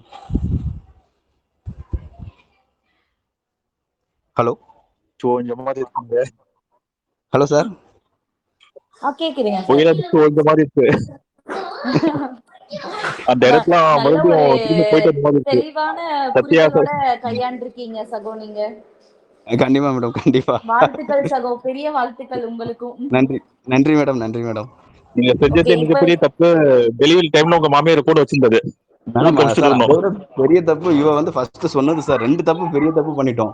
அந்த கன்சீவ் ஆனதை வந்து அவ வந்து சரி நம்ம அம்மா கிட்ட தான் ஃபர்ஸ்ட் சொல்லணுங்கிற ஒரு சந்தோஷத்துல சொன்னா, அது ஒரு பெரிய தப்பு. அப்புறம் பாத்தீங்கன்னா அப்புறம் அவ தனியா இருக்கும்போது ரொம்ப அவ சொன்னால ரொம்ப அவளை ஃபோர்ஸ் பண்ணி கையில காலில எல்லாம் விழுந்து அந்த டிக்கி நம்பர் வாங்க வச்சாங்க. நான் எவ்வளவு சொன்னேன், என்ன நடந்தாலும் நம்பரை மட்டும் வாங்கிறாதமா, அது பெரிய நம்மளே நம்ம இழுத்துக்கிற மாதிரி அப்படின்னு. அப்புறம் அந்த சூழ்நிலையில பாவம் அவ தனியா இருந்தா, நான் இங்க இருந்தேன். கூட இருந்திருந்தா எப்படினாலும் அலோவ் பண்ணியிருக்க மாட்டேன். சரி அந்த டைம்ல அவ ஒசூர்ல வேலை பார்த்ததுனால வேற ஆப்ஷன் இல்லாம அதையும் வாங்கிட்டாங்க. சரி ஓகே. அந்த மாதிரி அந்த அந்த இந்த அழுத்தங்கள் தான் ரொம்ப அதிகமா இருந்தது தவிர மற்றபடி குழந்தை சமரைஸ் பண்ணி பார்த்தோம்னா குழந்தை உருவாகி அழகா வளர்ந்து அழகா வெளியே வந்துருச்சு. ஆனா இன்னும் இவங்க நம்மளை வந்து சாதாரணமா பெத்துக்க விட மாட்டேங்கிறாங்க, அவ்வளவுதான் சார். அந்த மாதிரி தான் இருந்தது, வேற ஒண்ணும் இல்லை. நான் ஃபர்ஸ்டே உங்ககிட்ட சொன்னது, டெலிவரி டைம்ல உங்க மாமியாரை கூட வச்சுக்காதீங்க, அவங்கள வர வைக்காதீங்க அப்படின்ட்டு. அது ஆமா நீங்க வர சார். வச்சது இந்த அளவுக்கு பண்ணிட்டாங்க. நீங்க அந்த ஸ்டடியா நின்று ஒரு மனைவிக்கு ஒரு கணவனால் முடிஞ்ச நல்ல ஒரு சிறந்த பாதுகாப்பு கொடுத்துருக்கீங்க. அத்தனை பேர் வெளியே வந்து இன்னும் நீங்க மனைவி வீட்டுல தான் பிரச்சனை விடுனப்போ அவங்களுக்கு பாதுகாப்பு கொடுத்துருக்கீங்க. ஒரு கணவனா ஒரு சிறந்த அரண் கணவனா அது பாதுகாப்பு அப்படின்ற ஒரு பெண்கள் எதிர்பார்ப்பாங்க. அந்த பாதுகாப்பு நீங்க சிறப்பா கொடுத்துருக்கீங்க. வாழ்த்துக்கள் உங்களுக்கு. நன்றி சார், நன்றி சார். அவங்க அந்த டைம்ல நம்ம மேல ஒரு அன்னெசரி ப்ரெஷர் போட்டு நம்மள எப்படியாவது ஹாஸ்பிட்டலுக்கு கொண்டு போறதுக்கு என்னென்ன பண்ணணுமோ அதை தான் பண்றாங்க சார். நம்ம கிட்ட இந்த கொஸ்டின் கேட்கறது, அந்த கொஸ்டின் கேட்கறது. ஒரு போலீஸ்காரர் வந்து ஒரு குழந்தை வெளியே வந்துச்சு, தலை இதாகி அப்படி இறந்து, அது அந்த டைம்ல அதை பேசணுன்ற அவசியமே இல்லை. அவர்கிட்ட நான் நெகட்டிவா தான் பேசுவேன் அப்படிங்கிறார். சார் நீங்க நெகட்டிவா பேசுங்க, நான் வந்து இப்போ உங்ககிட்ட உட்காந்து பேசுற டைம் எனக்கு இல்லைன்னு சொல்லிட்டு தான் நான் அந்த உடனே என் ஒய்ஃபை பேச வச்சு ஒரு வீடியோ எடுத்தேன் சார். அதுக்கப்புறம் தான் அவங்க கொஞ்சம் டவுன் ஆனாங்க. அது வரைக்கும் பார்த்தீங்கன்னா ஒரு அந்த சூழ்நிலை பார்த்தீங்கன்னா ரொம்ப கடினமாக இருந்துச்சு எனக்கு. ஒரு 20 பேர் என்னை சுற்றி நின்று கொஸ்டின் கேட்குறாங்க டெய்லி. இந்த டாக்டர் வந்து சார் இவங்க 2 பேருக்குமே ஒன்றுமே தெரியல, இவங்களுக்கு வந்து எப்படி அந்த பொண்ணுக்கு வந்து எப்படி காலை தூக்கி போடணும்னு தெரியல, என்னெல்லாமோ சொல்றாரு. நான் வந்து அவர்கிட்ட வந்து நம்ம புக்கை கொடுத்து சார் இது நாங்கள் தெரிஞ்சுக்கிட்டா என்னோட மனைவி மட்டும்தான் பயனடைவா, நீங்கள் வந்து அந்த இதில் இருக்கீங்க, உங்களை தேடி நிறைய பேர் வருவாங்க, ஸோ அவங்களுக்கு பயனடுற மாதிரி நீங்கள் தெரிஞ்சுக்கிட்டீங்கன்னா நல்ல விஷயமா இருக்கும்னு சொல்லி நான் கொடுத்தது. அதுக்கப்புறம் பார்த்தீங்கன்னா அவர் வந்து அங்கே வந்து அப்படி நமக்கே எதிர்மறையாக திருப்புறாரு. சரி ஓகே, அவரோட இதில் அப்படி இருக்காரு. நான் எவ்வளோ சொன்னேன் சார், நீங்கள் உங்களோட இதுக்கு எது இருந்தாலும் நான் எங்கள் சைட்லேருந்து லெட்டர் கொடுத்துறோம், எங்களுக்கு தொல்லை மட்டும் பண்ணாதீங்கன்னு சொன்னோம். ஆனால் அது கடைசி வரைக்கும் அவர் ஃபுல் நெருக்கடி கொடுத்தாங்க. ஆனாலும் கடவுள் அருளால சுகமாக பிறந்துருச்சு, எல்லாமே நல்லபடியாக முடிஞ்சிருச்சு சார்.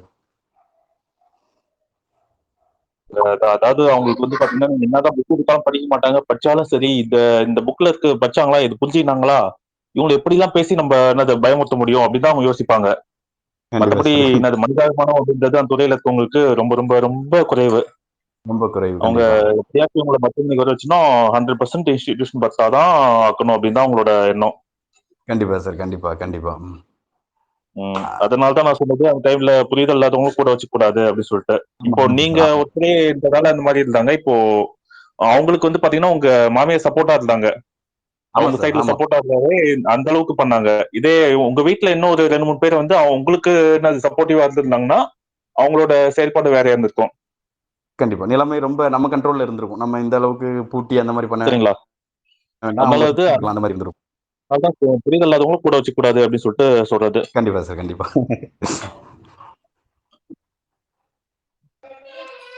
ஓகேம்மா. சகோதரிகள் உங்களுக்கு ஏதாவது கேள்விகள் இருந்தா சத்யா அவங்கள்ட்ட கேட்கலாமா? ஹலோ. சொல்லுங்க. வாழ்த்துக்கள் சகோதரி. ரொம்ப ரொம்ப அருமையா இருந்தது உங்களுடைய அந்த ஹேண்டில் பண்ண விதம் வந்து, அந்த மாதிரிலாம் எல்லாருக்குமே வருமான்றது ரொம்ப இதுதான். ரொம்ப நல்லா ஹேண்டில் பண்ணியிருக்கீங்க. எனக்கு என்ன டவுட்டுன்னா, நீங்க வந்து வாமிட் கிட் வாங்கி செக் பண்ணேன்னு சொன்னீங்கல்ல, வாமிட் ஆமா. வந்ததுக்கு அப்புறமா தான் அந்த கிட் வாங்கி செக் பண்ணீங்களா? இல்ல எப்படி? ஆமாங்க மேம். எனக்கு 1 வீக்கா வந்து கன்டினியூஸா வாமிட் வந்துச்சு. ஃபர்ஸ்ட்டு அதுக்கு ம்ஹ்ம். முன்னாடி எனக்கு வந்து சளி பிடிச்சிருந்துச்சு, காய்ச்சல் இருந்ததா, சரி ம். காய்ச்சல், சளி தான் வாமிட் இருக்குன்னு நாங்க வந்து விட்டுட்டோம். அப்புறம் பார்த்தா ரொம்ப அதிகமா எதுவுமே உள்ள வந்து ம். எடுத்துக்கல. இன்டேக்கே போல. சரி அப்புறம் தான் வந்து யோசிச்சோம். அப்புறம் பீரியட்ஸ் ம். கொஞ்சம் தள்ளி போயிருந்ததா டேட்டு. அதனால சரி ம். செக் பண்ணி சரி. பார்க்கலாம்னு சொல்லி இங்க பக்கத்துல மெடிக்கல்ல இருந்து வாங்கிட்டு வந்து செக் பண்ணோம். ம். அவ்வளோதான். வேற ம். அப்புறம் அத வச்சு தான் கன்ஃபார்ம் அத் பண்ணோம். ஓகே. அது எத்தன நாள்ல செக் பண்ணீங்க? அந்த கிட்டு செக் பண்றது? கரெக்ட்டா 1 மந்த் கம்ப்ளீட் ஆயி ஒரு 35 டேஸ் 35, 40 டேஸ். ஓஹோ! சரி, சரி. Okay, okay. 40 டேஸ். ஆக்சுவலி வணக்கம்மா. ம். செக் பண்ணியும் வராதவங்களும் இருக்காங்க. ம். அதனால இந்த செக் பண்ற விஷயத்துல கேள்வி வேண்டாமா? ம்ஹ்ம். அப்படி ஏன்னா இல்ல செக் பண்ணி சார். எங்க அந்த மனைவில செக் மைண்ட் பண்ணி இன்னும் நிறைய செட்லயே பேருக்கு. இருக்கிறவங்களா, அத வந்து சேஞ்ச் பண்ணவே முடியல. ஐயோ! பீரியட் தள்ளி போயிடுச்சுன்னா, அப்புறம் நின்னு இருக்குமா? இல்லையா?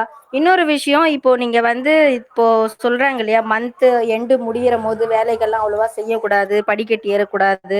அந்த மாதிரி ஏதாவது நீங்க இருந்தீங்களா? இல்ல நார்மலா இருந்தீங்களா?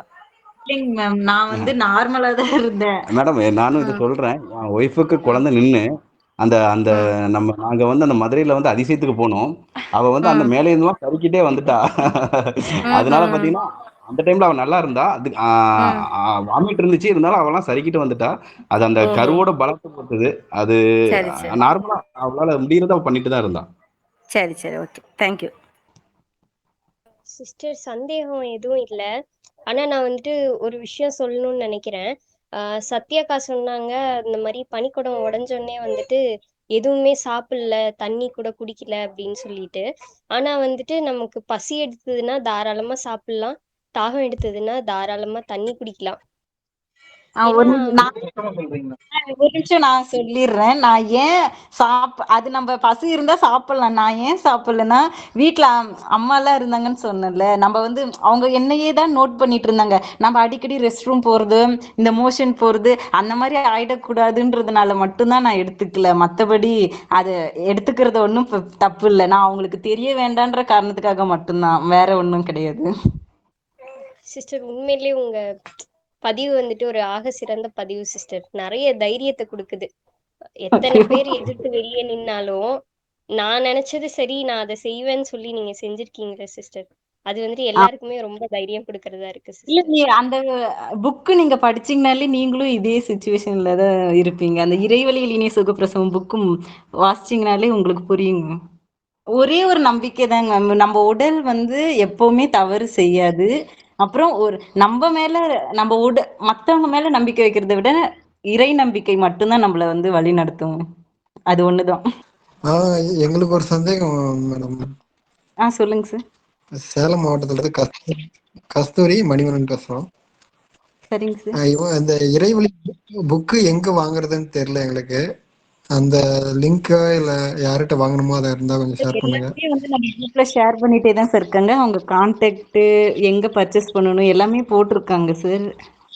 குரூப்ல செக் இருக்குங்க சார். பண்ணி தெரியல, அதனாலதான் கேட்டோம். கோட்ல அனுப்புறோங்க, மறுபடியும் அனுப்புறோம். புக் டீடைல்ஸ் சரி. அனுப்புறோம். அப்புறம் இது ஒய்ஃப் வந்து ப்ரெக்னெண்டா இருக்காங்க. அவங்களுக்கு வந்து ஹார்ட் பீட்டு அதிகமா இருக்க மாதிரி இது ஒரு சில நேரத்துல அடிக்கடி இந்த ரெஸ்ட் ரூம் போயிட்டே இருக்காங்க. 7 மந்த் அந்த மாதிரி இருக்கு. சார் கால் எல்லாமே எல்லாம் கொஞ்சம் அது எல்லாமே நார்மல் தான் சார். நம்ம எதுவுமே வந்து பெருசா எடுத்துக்கணும். எனக்குமே ஒரு மாசம் ஒரு சிம்டம்ஸா இருந்தது. வேற வேற மாதிரி சிம்டம்ஸா இருந்தது. ஃபர்ஸ்ட் வாமிட் வந்து அதிகமாச்சு. அதுக்கப்புறம் வாமிட் குறைஞ்சது. அதுக்கப்புறம் நீங்க சொல்ற மாதிரியே கொஞ்ச தூரம் நடந்தாலும் மூச்சு அதிகமா வாங்குச்சு. என்னால படிக்கட்டு ஏற முடியாம. அடுத்து ஒரு மாசம் வந்து கால் வலி வந்தது. இது எல்லாமே வந்து நார்மல் தான். அந்த மைண்ட் செட்டுக்கு நம்ம வந்துடணும். ஏன்னா நம்ம உடல் வந்து எப்பவுமே தவறு செய்யாதுன்ற அந்த ஒரே ஒரு வார்த்தை மட்டும்தாங்க சார். அது ஞாபகம் வச்சுக்கிட்டாலே போதும், எல்லாமே கரெக்டா நடக்கும். வணக்கம் சத்யா.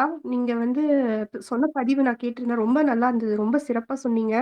ஆம், பொதுவா அந்த தேங்க்ஸ். பிரசவ டைம்ல வந்துட்டு அந்த வலி இருக்கும். அது ரொம்ப பெரிய ப்ராசஸ் அதெல்லாம் வந்து சொல்லுவாங்க. நீங்க அந்த டைம்ல இத்தனை பிரச்சனைங்க உங்க வீட்ல நடந்துட்டு இருந்திருக்கு. நீங்க அதையும் பார்த்துட்டு நீங்க இந்த பிரசவ வலியும் கடந்து வந்திருக்கீங்க. ரொம்ப ஆச்சரியமா இருக்கு. அம் நீங்க காலையில வந்து உங்களுக்கு காலையில 6, 6:30க்கே வந்து இந்த பனிக்குட நீர் வந்து வெளியாக தொடங்குச்சு அப்படின்னு சொல்லி சொன்னீங்க. அப்போ அந்த ஆமாங்க. அவ்ளோ நேரம் வந்து எப்படி வந்து அந்த வலிகள வந்து சமாளிச்சீங்க? அப்படிங்கிறத பத்தி கொஞ்சம் சொல்ல முடியுங்களா? வலி ஆனா தொடர்ச்சியா இல்லைங்க மேம். அது வந்து கொஞ்சம் வரும். அதுக்கப்புறம் அப்படியே நார்மல் ஆயிடும். மறுபடியும் வந்து பெயின் வந்தது. அப்படிதான் இருந்தது. ஒரே ஒரு நம்பிக்கை தாங்க மேம். மறுபடியும் நான் சொல்றது இறை நம்பிக்கை மட்டும்தான். சரி, இந்த கருவை கொடுத்தது கடவுள். அவரே இதை வெளியே கொண்டு வருவாரு. அது ஒரு நம்பிக்கை. எனக்கு அப்ப என்ன தோணுச்சுன்னா, நம்ம வீட்டுல இருந்தோம்னா நமக்கு இந்த பிரசவ வலி மட்டும்தான். அது இவங்க கூட ஹாஸ்பிட்டல் போயிட்டோம்னா நமக்கு தேவையில்லாத பல வலிகள் வரும். அந்த ஒரு இது நல்லா மனசுல வச்சுக்கிட்டேன். அதனால இந்த வழியே தாங்கிக்கலாம்னு சொல்லி வீட்லயே அந்த ஒரு மைண்ட் செட்லயே இருந்துட்டேங்க. நன்றிங்க. அதே மாதிரி இன்னொரு கொஸ்டின் வந்து சேலம் மாவட்டத்துல எப்ப கலந்துரையாடல் வைப்பீங்க? அது ஒண்ணு. அப்புறம் என் ஒய்ஃப் வந்து ரொம்ப அரிசி அதிகமா எடுத்து எடுத்து சாப்பிடுறாங்க. ஒரு நாளைக்கு கிட்டத்தட்ட ஒரு 1/4 கிலோ அந்த அளவுக்கு கூட சாப்பிட்டுறாங்க. அது எப்படி அவங்களுக்கு நிறுத்த சொல்றதுன்னு தெரியல எனக்கும். அதுக்கு ஏதாவது தீர்வு இருக்குங்களா? அது அவங்க தேவைக்கு தான் சார் சாப்பிடுறாங்க. அவங்களுக்கு அந்த சாப்பிடணும் போல இருக்கு. ஆமா, அப்படிதான் சொல்றாங்க. இங்க தோணுதே சாப்பிடுறேன். அதனால அது தப்பு இல்ல சார். என்ன பிடிக்குதோ அதை சாப்பிடலாம் சார். சுவை சரி அவங்களுக்கு சரி அந்த சுவை கேக்குது உடல், அதனால அவங்க அதை எடுத்துக்கிறாங்க. அது தப்பு இல்லைங்க. சரிங்க. ஓகே. சரியான புரிதல் சத்யா. பிகாஸ் என்னோட ப்ரெக்னென்சிலையுமே நான் ஃபுல்லா அதிகமா சாப்பிட்டது என்னன்னா அரிசி தான். அது அந்த ரா ரைஸ் வாயில போட்டு மறுக்கு மறுக்குன்னு சாப்பிட்றதே ஒரு சாட்டிஸ்ஃபேக்ஷனா இருக்கும். அவர் சொல்ற மாரி ஒரு 1/4 கிலோ கூட ஈவன் பர் டே நான் சாப்பிட்டுருப்பேன். ஸோ அதனால வந்து ஒண்ணும் தவறு இல்லைங்க. உடல் சத்யா சொன்ன மாதிரி உடல் தேவைக்கு அது வந்து உடல் கேக்குது அழகா வாய் மூலமா எனக்கு இந்த உணவு குடுன்னு. பொறுமையா மென்னு நல்லா கூழாக்கி சாப்பிட சொல்லுங்க. அவசர அவசரமா விழுங்க வேண்டாம்னு சொல்லுங்க. அதுதான் வயிற்று உபாதை மித்ததெல்லாம் காஸ் பண்ணும். மித்தபடி பொறுமையா மென்னு சாப்பிடும்போது அது ஒண்ணும் பிரச்சனை கிடையாதுங்க. கொஞ்சம் கைக்குத்தல் அரிசி அந்த மாதிரி ஃபெர்டிசைட்ஸ் அதிகமா யூஸ் பண்ணாத அரிசியா யூஸ் பண்ணிக்கிறது இன்னும் சிறப்பா இருக்குங்க. நன்றி நன்றிங்க. வாமிட் வந்து உங்களுக்கு எத்தனை மாசம் வரையும் இருந்துச்சுங்க? 3 மாசம் இருந்ததுங்க ஓகே மேம். ஓகே எனக்கு 3 மாசம் இருந்ததுங்க ma'am. Okay okay thank you. Sister வணக்கம். சொல்லுங்க மேம். உங்களுடைய இந்த கலந்துரையாடலுக்கு நான் ரொம்ப வெயிட் பண்ணேன். நானும் இப்போ ஃபர்ஸ்ட் ப்ரெக்னென்சில தான் போயிட்டு இருக்கு. 9 மந்த்தையும் தாண்டிடுச்சு. பட் ஆனால் ரொம்ப எக்ஸ்பெக்ட் பண்ணேன் எப்போ நீங்க பேசுவீங்க அப்படின்னு. பட் ஆனால் இந்த விஷயத்த இன்னைக்கு ஏற்படுத்தி கொடுத்த இரையாற்றலுக்கு ரொம்ப ரொம்ப ரொம்ப நன்றி. இந்த இடத்துல நீங்களும் உங்களுடைய ஹஸ்பண்டும் மெயின்டைன் பண்ண அந்த ஆற்றல்லாம் உங்களுக்கு கிடைச்சது பார்த்தீங்களா? அது பெரிய ஆமா. விஷயம்.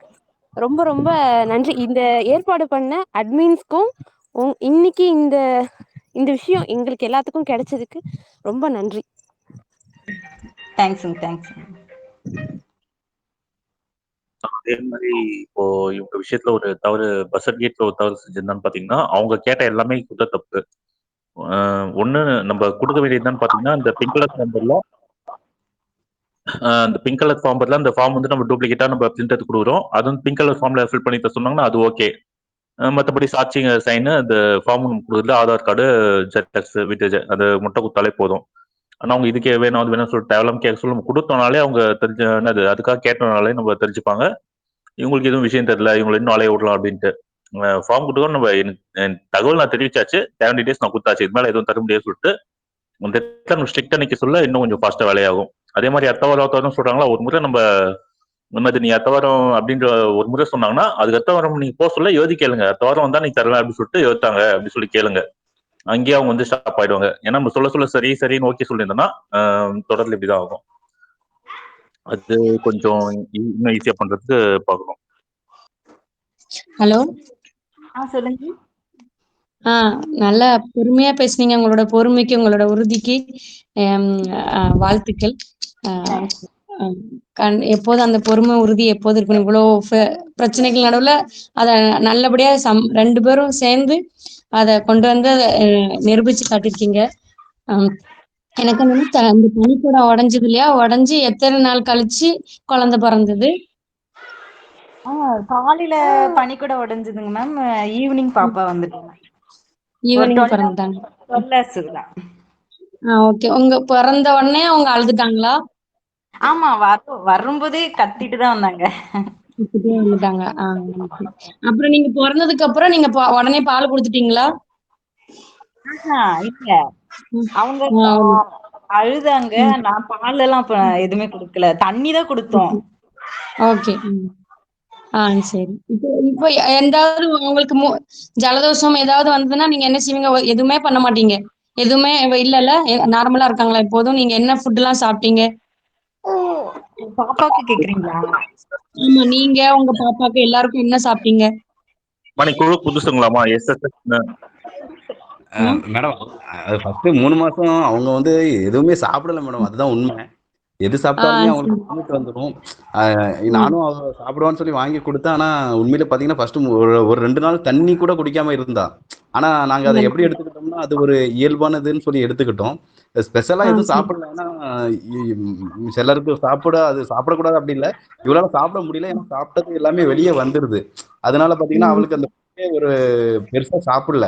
அதே மாதிரி ஆ. பாப்பாவுக்கும் சளி பிடிச்சிச்சு ஒரு பிறந்து ஒரு 2, 3 நாள். அப்புறம் அப்படியே ஒரு வாரத்துல அதுவே சரியா போயிருச்சு. கொஞ்சம் பொறுமையா அப்படி இருக்கும்போது அவ கொஞ்சம் சிரமப்பட்டா, ஆனா அதுக்கப்புறம் சரியாயிட்டா. பாப்பாவும் ரெக்கவர் ஆயிட்டா. ஆ. பிறந்ததுக்கு அப்புறம் பிறந்ததுக்கு அப்புறம் பிள்ளை பிறந்ததுக்கு அப்புறம் அவங்க பாப்பாவுக்கு பாத்தீங்கன்னா ஒரு 2 நாள் பாலே இல்லை மேடம் அவளுக்கு. அப்ப நாங்க ஆ. சுடுதண்ணி தான் வச்சு கொடுத்துட்டு இருந்தோம். பால் வரவே சரி. ஒரு 2 நாள் ஆச்சு. சரி. அதுக்கப்புறம் தான் தாய்ப்பால் வந்துச்சு. அதுக்கப்புறம் அது போதுமானதா இருந்தது. சரி. அந்த 2 நாளும் பிள்ளைங்களுக்கு பச்சை தண்ணி தான் குடுத்தீங்களா? ஆமா, ஒரு பச்சை தண்ணி தான். அவ கொஞ்சம் அழுதுட்டு தான் இருந்தா, கொஞ்சம் சிரமப்பட்டா ஒரு 2 நாள். ஆனா அதுக்கப்புறம் அந்த இதெல்லாம் இந்த பால்ல வெள்ளைப்பூடுலாம் கொடுத்து சாப்பிட சொன்னாங்க. அதெல்லாம் ஏதோ சரி. சாப்பிட்டு ஒரு 2 நாளுக்கு அப்புறம் அந்த பால் ஆட்டோமேட்டிக்கா வந்துருச்சு. சரி. சரி. ஓகேங்க. ரொம்ப நன்றி. உங்க பொறுமைக்கு எல்லாத்துக்கும் அப்படியே பொறுமையா உங்களுக்கு வெற்றி கிடைக்கணும் எப்போதும். சந்தோஷம். நன்றிங்க. ம். ம். ஏங்க இந்த பிரசவம் ஆகி முடிச்சதுக்கு அப்புறம் வந்து உடம்பு வந்து ஏதாவது குளிர் அடிச்ச மாதிரி அந்த உடல் நடுக்கம் அந்த மாதிரி ஏதாவது அப்படி ஏதாவது இல்ல அஹ், இல்லைங்க இருக்குங்களா? மேம். எனக்கு எனக்கு அந்த மாதிரி எதுவுமே இல்லைங்க மேம். பாப்பா வந்ததுக்கு அப்புறம் வந்து என்னாச்சுன்னா, இங்க கதவ தொறந்த அப்புறம், இங்க வெளிய வீட்டுக்கு வெளிய நெறைய மக்கள் இருந்திருக்காங்க. எனக்கு அப்பதான் தெரிஞ்சதே. இந்த ஊர் மக்கள். எல்லாம் வந்து எக்ஸிபிஷன் மாரி ஆயிப்போச்சு. எல்லாம் வந்து வந்து பாத்துட்டு பாத்துட்டு போனாங்க. அதுவே 1 ஹவர் டிலே ஆயிடுச்சு. அதுவரைக்கும் நான் பாப்பாவ மடியில வச்சுட்டு ஒரே பொசிஷன்ல தான் இருந்தேன். அதுக்கப்புறமா தான் எல்லாரும் போனதுக்கு அப்புறமா தான் பாப்பாக்கு சுடுதண்ணி வச்சு தொடச்சிட்டு, அதுக்கப்புறம் எனக்கு சுடுதண்ணி போட்டு குடுத்தாங்க. நான் போய் குளிச்சுட்டு வந்தேன். எனக்கு வந்து குளுரு, அது சொல்லுவாங்கல்ல குளுரு, ஜன்னி அது இது அதெல்லாம் எதுவுமே எனக்கு இல்ல. நானே எந்திரிச்சு போய் குளிச்சுட்டு வந்துட்டேன். தண்ணி மட்டும் சுடு தண்ணி மட்டும் எங்க வீட்டுக்காரர் போட்டு குடுத்தாரு. எனக்கு இன்னொரு டவுட்டுங்க. அந்த காலத்துலலாம் என்ன பண்ணுவாங்கன்னா, அந்த வயிறு கட்டுவாங்க பிரசவிச்சா அப்படின்லாம் சொல்லி கட்டுவாங்க. அப்படி எதுவும் செய்வாங்களா? நாங்க எதுவுமே பண்ணலைங்க மேம். ஆ. ஓகே, ஓகேங்க. சும்மா அப்படியே நார்மலா தான் இருந்தேன். இதுவே அந்த வயிறுலாம் அப்படியே அப்படியே ஆயிருமா? எதுவுமே செய்யாம அதுவே சுருங்கிடும். ஆமா. ம். ஆனா ஆ. டைம் சரி. எடுக்கும். ஒரு ஒருத்தர் உடல பொறுத்து தானே. அது டைம் ஆ. எடுக்கும் சிலருக்கு. எதுவுமே ஆனா ஓகே. நான் பண்ணலைங்க மேம். ஓகேங்க. பேபி கூட 1 மணி நேரம் கழிச்சு தான் தொடச்சீங்களா? நான் கேட்கல மேம். பேபி கூட 1 மணி நேரம் கழிச்சு தான் க்ளீன் பண்ணீங்களா? ஆமா. ஆமா டைம் ஆயிடுச்சு. ஏன்னா அப்ப எல்லாம் க்ரௌடா இருந்தது. எல்லாம் வந்து அந்த சிச்சுவேஷனே ஒரு இதா இருந்தது. வந்து வந்து பாத்துட்டு வீட்டுக்குள்ள எல்லாம் வந்துட்டாங்க. வந்து பா பாத்துட்டு போனாங்க. டைம் ஆயிருக்கும். நாங்க சரியா நோட் பண்ணல. ஆனா ஆயிருக்கும் டைமு. ஹலோ, வணக்கம் சகோதரி. சொல்லுங்க மேம். வாழ்த்துக்கள். எவ்வளோ தைரியம் அப்பா! ரொம்ப பெருமையா இருக்கு. அதுவும் நீங்க வந்து அந்த குழந்தை பொறந்தோனே அழுதுட்டேன்னு சொன்னது எனக்கே கண்ணு கலங்கிருச்சு. இவ்ளோ ப்ரெஷருக்கு நடுவுல பெத்துக்கிற மாதிரி ஒரு சூழ்நிலை அமைஞ்சிருச்சு. இருந்தாலும் கடவுள் உங்களுக்கு துணையா இருந்திருக்காரு. ஆமாங்க மேம். ம். ரொம்ப சந்தோஷம். எனக்கு ஒரு சின்ன டவுட்டு. தண்ணி குடுத்தேன்னு சொன்னீங்கல்ல குழந்தைக்கு. அது பானை தண்ணியா? இல்லன்னா மழை தண்ணி புடிச்சு வச்சிருந்தீங்களா? அதெல்லாம் எதுவுமே இல்லைங்க மேம். எனக்கு வந்து சுக்குமல்லி காப்பி போட்டு எடுத்துட்டு வந்தாங்க. அப்ப பாப்பாக்கு வந்து தண்ணி எடுத்துட்டு வந்தாங்க. அது சுடு தண்ணியா பச்சை தண்ணியான்னு கூட எனக்கு தெரியல. சும்மா அப்படியே கையில தொட்டு தொட்டு இவ வாயில வச்சாங்க. எங்க வீட்டுக்காரர் தான் வச்சாரு. ஓ! ஓ! சுடுதண்ணி தான் மேடம், சுடுதண்ணி தான். அது போட்டு வச்சது ஆறிடுச்சு. ஏன்னா எங்களை உள்ள வச்சு லாக் பண்ணிட்டாங்க. சரி, இவ வந்து ரொம்ப நேரம் அழுதுட்டு இருந்தா, அதனால பாத்தீங்கன்னா அந்த தண்ணியே கொடுத்தா அவ குடிச்சுக்கிட்டா. ஓ! சு சிறப்பு, சிறப்பு. பரவால்ல. எந்த ப்ரிப்பரேஷனும் இல்லாம, ஆனா தெளிவு பண்ண மட்டும் விட இருந்திருக்கு. நாங்க அது வந்து இந்த மாதிரி தெளிவா இருந்துச்சு. குழுவுல நிறைய பேர் பேசுவாங்கல்ல மேம். அதெல்லாம் கேட்போம். வாரம் வாரம் தவறாம கேட்டுட்டு தான் இருந்தோம். அப்ப வந்து நாங்க மழை பெஞ்சா சரி தண்ணி பிடிச்சு வச்சுக்கலாம். பாப்பா குழந்தை வந்த உடனே ஃபர்ஸ்ட் நம்ம மழை நீர் கொடுப்போம் அப்படின்னு அதெல்லாம் நிறைய யோசிச்சு வச்சோம். ஆனா எங்களுக்கு அந்த மாதிரி சூழ்நிலையே அமையல. இப்ப நாங்க புடிச்சு வச்சிருக்கோம். நான் 8வது மாசம் கன்சீவா இருக்கேன். ஆனா அது எவ்வளோ நாளைக்கு வச்சிருக்கணும்? இல்லன்னா இவ்வளோ நாள் ஆயிடுச்சு அத குடுக்கலாமா? அப்படின்லாம் ஒரு சந்தேகம் இருந்தது. அதனால தான் நான் கேட்டேன். மழை நீர் வந்து எப்பவுமே தூய்மையானது தானே மேம். அதுல ஆ. என்ன இருக்கு? சரிங்க, சரிங்க, சரிங்க. அப்புறம் கேட்டாங்க அரிசி சாப்பிடுறாங்கன்ட்டு.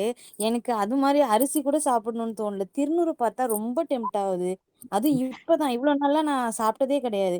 திருநூறு வந்து அது எனக்கு திருநீர் இருக்குல்ல, சாமி கிட்ட போம்ல. அதான் அதான் அது மேம். ஒருத்தருக்கும் ஒரு ஒரு சுவை அவங்கவங்க உடல் கேட்கும்ல மேம். அந்த இல்ல சுவைக்கு ஏத்த அது மாரி அதுவாச்சும் உணவு மாதிரி இருக்கு அரிசிங்கிறது.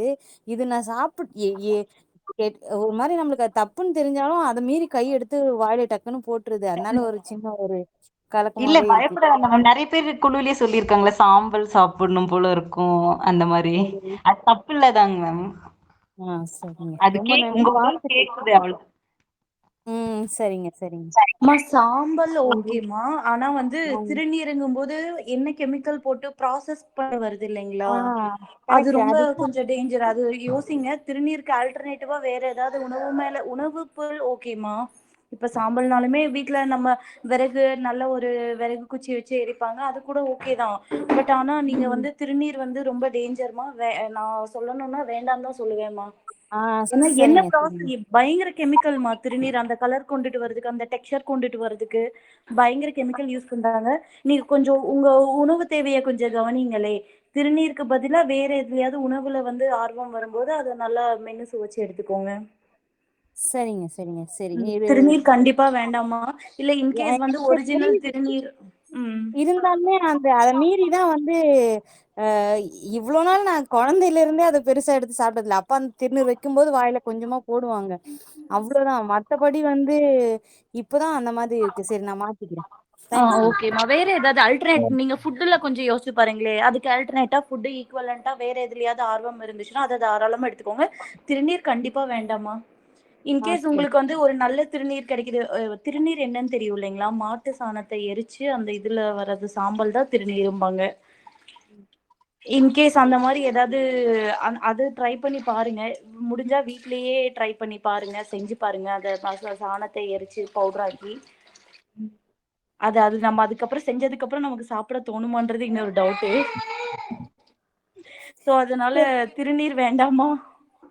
சரி, சரி, சரி. ஓகேம்மா. ம். இது கேட்கறதுக்கே ஒரு மாரி சங்கடமா தான் இருந்தது. இருந்தாலும் கேட்டுடுவோம் இல்ல. அப்படின்னு சொல்லிட்டு. தவறு இல்லம்மா. கேட்டு தெளிவு பெறது தப்பில்ல. சரிங்க. நன்றி. கேள்விகள் இல்லைன்னா முடிச்சுக்கலாமா? கிரியண்ணா? சரிங்கம்மா. அப்புறம் மணின்னு ஒரு சகோதரர் கேட்டாரு, இந்த மாதிரி சேலம்ல எப்போ கலந்துரையாடல் ஏற்பாடு பண்ணுவீங்கன்ட்டு. அந்த பகுதியில் இருக்க வீட்டில் குழந்தை பெற்றவங்க அவங்க கிட்ட பேசி அவங்க அவங்க ஏதாச்சும் பண்ண விருப்பம் பண்ண வாய்ப்பு இருக்கு.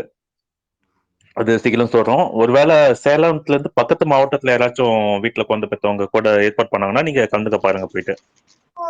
இப்போ இப்போ கலா ஸ்ரீனிவாசன் சகோதரி இருக்காங்க பேசினாங்க பாத்தீங்களா? அவங்க கணவரும் ஆமாம். அவங்களோட அப்பாவும் கலந்துரையாடல் வந்து இங்க திருவண்ணாமலையில நாங்க சொல்ல அங்க வந்து கலந்துக்கினாங்க. அவங்க அப்பாவுக்கு அவ்வளவு சந்தேகம் இருந்துச்சு. அவர் வந்து தெளிவுபட்டு போனாரு. கலா சகோதரி அதோட அனுபவம் சின்னதா சொல்றீங்களா ஒரு 2 நிமிஷம்? ஹலோ. ம். சொல்லுங்கம்மா. சொல்றேன். அப்பா வந்து எங்க அப்பா குடும்பத்துல மொத்த பேருமா ஒண்ணா சேர்ந்து ஒரு மீட்டிங் மாரி அரேஞ்ச் பண்ணி, இதுக்கெல்லாம் எங்க சித்தி தான் தலைமை மாரி எல்லாரையும் கிளப்பி விட்டுட்டு அமைதியா இருந்துட்டாங்க. எல்லாருமே புடிச்சு வச்சுட்டு, "நீ வந்து ஒண்ணு நீ வரணும், இல்ல நாங்களே போய் கம்ப்ளைண்ட் பண்ணுவோம்" அப்படின்னு சொன்னாங்க. அப்போ நான் ஒரு வார்த்தை தான் சொன்னேன். "நீங்க கம்ப்ளைண்ட் பண்றதுனால ஒண்ணும் பிரச்சனை கிடையாது. இப்ப நீங்க வீட்ல குடுக்குற அழுத்தத்த வெளியில இருந்து வந்து எனக்கு ஒரு அழுத்தம் வரும். அந்த அழுத்தம் வரக்கூடாதுன்றதுக்காக மட்டும் தான் நான் அவாய்ட் பண்றேன்" அப்படின்னு சொன்னேன். அப்புறம் ரொம்ப வார்த்தையெல்லாம் முத்தி போய், "நீங்க போய் சொன்னீங்கன்னா, அதுக்கப்புறம் நான் பேசவே மாட்டேன்" அப்படின்ற மாரி சொன்னேன். "யாரையும் மூஞ்சிலயே முழிக்க வேணாம்" அப்படி சொன்னேன். இவங்க எங்க ஆத்துக்காருக்கு அதான் என் ஹஸ்பண்டுக்கு வந்து எங்க அப்பா வந்து தாய் மாமான்றதுனால, இவங்க கூட்டிட்டு வந்துட்டாங்க. அவங்க 2 பேருக்குள்ள ரொம்ப அண்டர்ஸ்டாண்டிங். அப்புறம் வந்துட்டு, அங்க இருந்தவங்க எல்லார்கிட்டயும் பார்த்துட்டு, எங்க அப்பா வந்து சட்ட பிரச்சனைய மட்டும் தான் பார்க்குறாங்க. அம் ஆனா அங்க வந்தோனே நம்பிக்கை வந்துருச்சு. எல்லாரும் பெத்துக்கிறாங்க, இயல்பா இருக்காங்க, இயல்புலயே எல்லாமே நடக்கும் அப்படின்ற இதுக்கெல்லாம் வந்துட்டாங்க. அதையும் மீறி ஒரு வீடியோ எடுக்கணும். எழுதி லெட்டர் எழுதி குடுக்க சொல்றாங்கம்மா அப்படி சொன்னாங்க. ஆனா நான் அதுலயுமே தீர்மானமா இருக்கேன். நான் லெட்டரும் எழுத மாட்டேன், வீடியோவும் எடுக்க மாட்டேன். எனக்கு நல்லது மட்டும் தான் நடக்கும் அப்படி சொல்லிட்டு இருக்கேன். அவ்வளவுதாங்க. நல்லதுமா. ஏன்னா உங்க அப்பா அங்க வந்து நிறைய சந்தேகம் கேட்டாரு. அப்புறம் கிளம்புறதுக்கு முன்னாடி ஒண்ணு சொன்னாரு. நான் இங்க இந்த நிகழ்ச்சி ஏற்பாடு பண்ணவங்கிட்ட சண்டை போடணும் தான் வந்தேன் நானு. ஆனா இப்போ நான் தெளிவாயிட்டேன் அப்படின்னாரு ஒரு வார்த்தை. அது ரொம்ப சந்தோஷமா இருந்துச்சு. அதே மாதிரி இப்போ கலையரசி அப்படி சொல்லிட்டு ஒரு சகோதரி இங்க இருக்காங்க. அவங்களும் சேலத்துல இருந்து இங்க திருவண்ணாமலை மீட்டிங் வந்தாங்க. ஏன் அவ்வளவு தூரம் வரீங்க அப்படின்னு சொல்லிட்டு கேட்டோம். வரேன்னு சொன்னதுக்கு இல்ல இந்த தெளிவுக்காக வரும் அப்படின்னாங்க. பைக்லயே 2 பேரும் கணவன் மனைவி வந்து போனாங்க. அவ்வளவு தூரம் வரணும் இல்ல, நீங்க இப்போ ஏதாச்சும் உங்க பகுதி பக்கத்துல ஏதாச்சும் நடத்துனாங்கன்னா மாவட்டத்து பக்கத்து மாவட்டம் ஒரு 50, 60, 70 கிலோமீட்டருக்குள்ள இருந்துச்சுன்னா கலந்துக்கலாம். அது உங்களுக்கு நன்மை அமையும். விரைவில் ஏற்பாடு பண்ண சொல்றோம். ஆனா அந்த மீட்டிங் அரேஞ்ச் பண்ணதுக்கு ரொம்ப நன்றி. அதுக்கப்புறம் அவங்கள வந்து பிக்கப் பண்ணிக்கிட்டு போனதெல்லாம் சின்ன விஷயம் இல்ல. யாருக்குமே தேவையே கிடையாது. எல்லாருமே பிள்ளைலாம் பெத்துட்டீங்க. ஆனா அதையும் மீறி இன்னொருத்தங்களுக்காக ஒரு விஷயம் செய்யணும்னு நினைக்கிறது தான் பெரிய மனசு. ரொம்ப நன்றி. பரவாயில்லமா. இது என்ன ஒண்ணுன்னா இப்போ நமக்கு கிடைச்ச ஒரு நன்மையை மத்தவங்களுக்கும் கிடைக்கணும் அப்படின்ற ஒரு விருப்பம் தான். இல்ல வேற இதை தாண்டி வேற எந்த ஒரு எதிர்பார்ப்பு அதுல இருந்து கிடையாது. இன்னொன்னு இப்போ ஸ்கூல்ல ஒரு பையன் வெளியே நின்றுட்டான்னா கிளாஸ்ல வெளியே நிக்கிறான். யாரு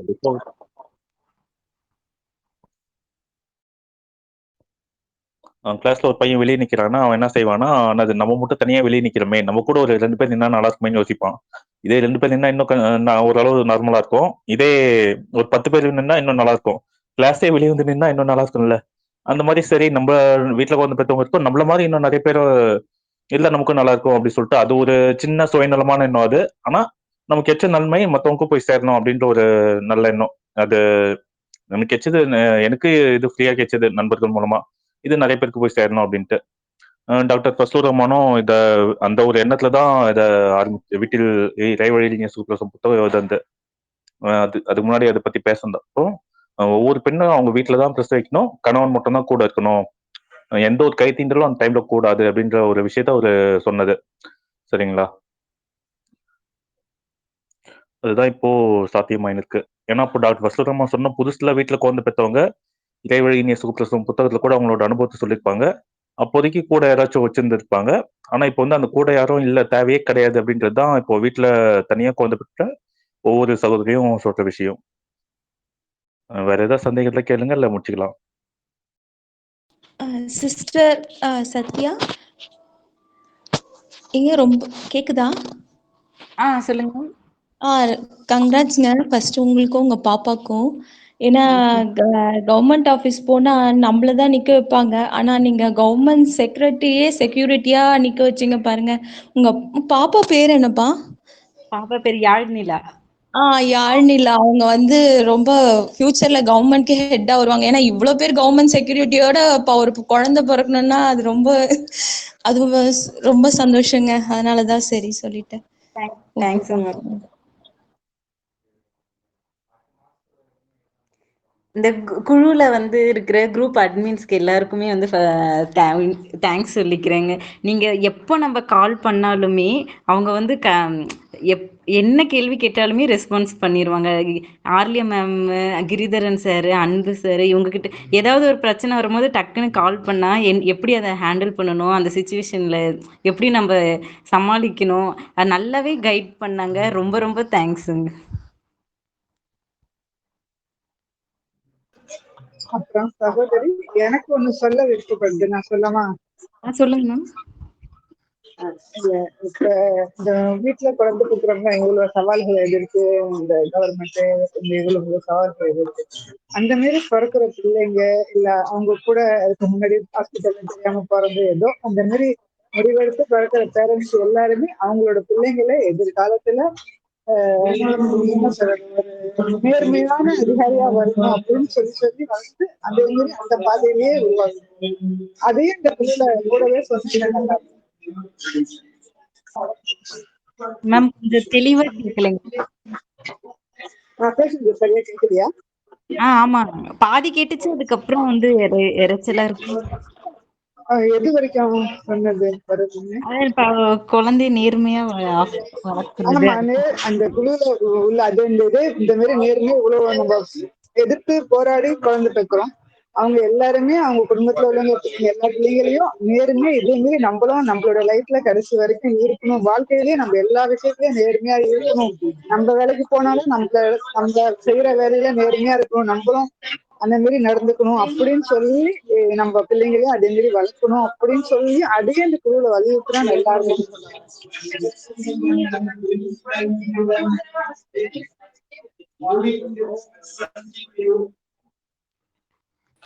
அண்ணா வைண்ட் அப் பண்ணலாமா அண்ணா? சொல்லுங்க பாரதி, சொல்லுங்கம்மா. அண்ணா முடிக்கலாமாங்கண்ணா? முடிச்சுக்கலாமா. எவ்வளவு புற அழுத்தங்கள் வந்த போதிலும் சத்யா சகோதரியும் கஜேந்திரன் சகோவும் ரொம்ப அழகா அந்த சூழ்நிலையை கையாண்டு வீட்டு பிள்ளை பேரை வந்து ரொம்ப எளிமையா வந்து சாத்தியமாக்கி நம்ம எல்லாத்துக்குமே வந்து ஒரு முன்னுதாரணமா இருந்திருக்காங்க. வாழ்த்துக்கள் சத்யா அண்ட் கஜேந்திரன் சகோ. ஓகே, இன்றைய கலந்துரையாடல் இத்துடன் நிறைவடைகிறது. நன்றி, வணக்கம். நன்றிங்க மேம். அனைவருக்கும் நன்றிங்க. Thank you ma'am, thank you.